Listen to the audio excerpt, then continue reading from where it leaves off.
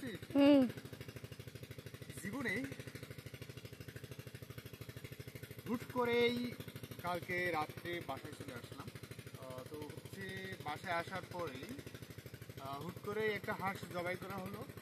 আর হাঁসের যে ব্যাপারটা থাকে সেটা রান্না করতে করতে প্রায় রাত 11টা প্লাস, মানে খেতে খেতে 12টা বেজে গেল। তো বাসায় যেহেতু এসেছি, না খেলে কখনোই ঘুমাতে দিবে না। তো খাওয়া হয়ে গেল। স্বভাবত আমাদের, বিশেষ করে আমার খাওয়া দাওয়া হয়ে যায় যে 7টা থেকে 8টার মধ্যে। তো সব মিলিয়ে যেহেতু বাসায় এসেছি, খেতে হবে, না খেলে মন খারাপ করবে। গ্রামে যেহেতু এসেছি, খেতেই হবে। আর এজন্য আসলে খাওয়া হলো। কিন্তু এখন পর্যন্ত আজকে এখন সকাল 11টা বাজে, আমার কোনো ক্ষুধা নেই।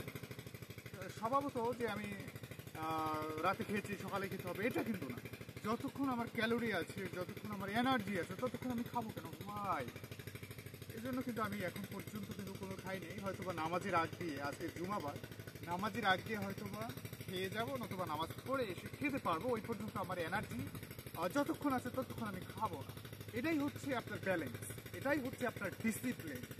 কিন্তু আপনার ডিসিপ্লিন যদি এটা করেন যে আমি রাতে খেয়েছি, নিয়ম সকালেও খাবো, দিস ইজ রং আইডিয়া। আপনি যতক্ষণ শক্তি আছে, ক্যালোরি আছে, আপনার কোনো দরকার নেই তো কেন খাবেন?